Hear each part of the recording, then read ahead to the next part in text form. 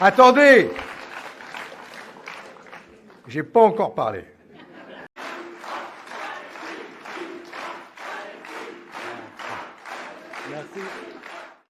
Les élites du libéralisme, la droite, la Macronie et leurs médias nous entraînent dans la guerre. Nous résistons et portons une autre voie, celle de la paix et de la justice sociale. Ils maîtrisent les grands médias, l'enseignement, l'orientation économique. Moi, je fais un business avec l'Ukraine. Je veux bien faire le médiateur en Ukraine. Ma seule petite condition, c'est que tout le sous-sol ukrainien appartient aux multinationales américaines. C'est la seule condition de Trump. Mais c'est comme ça qu'a toujours fonctionné l'impérialisme américain. Et donc nous, chers amis, chers camarades, comme mouvement marxiste, comme mouvement communiste, c'est dans la guerre anti-impérialiste, de la mobilisation anti-impérialiste que nous mènerons ici les combats pour la paix dans les années à venir.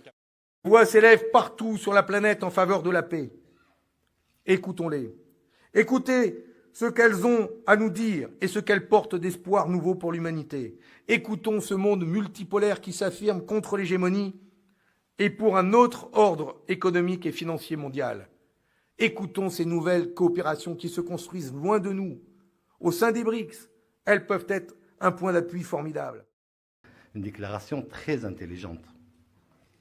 Il a dit « Je ne comprends pas pourquoi ces Israéliens ont donné la bande de Gaza aux Palestiniens. »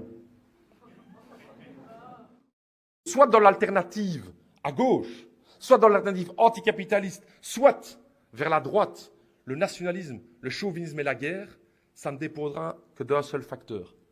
C'est nous. C'est nous, camarades. C'est nous. Nous pouvons accélérer l'histoire. Et pour ça, on a besoin d'organisation. On a besoin d'être présent sur le terrain. Impossible. Le peuple palestinien rêve de la paix depuis plus d'un siècle.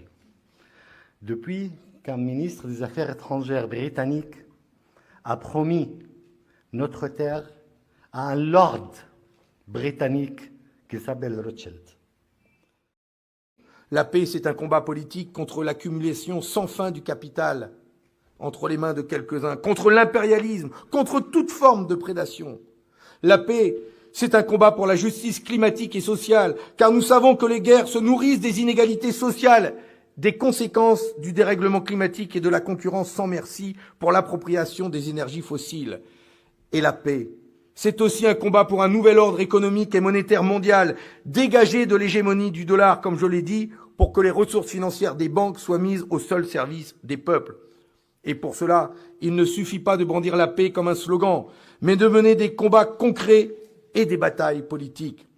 Comme nous avons su le faire hier, en soutien aux luttes des peuples algériens et vietnamiens pour l'indépendance.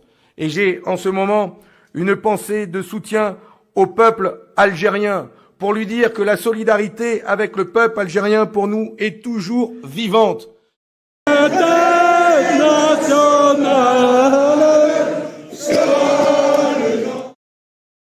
Il faut faire la paix comme on fait le blé.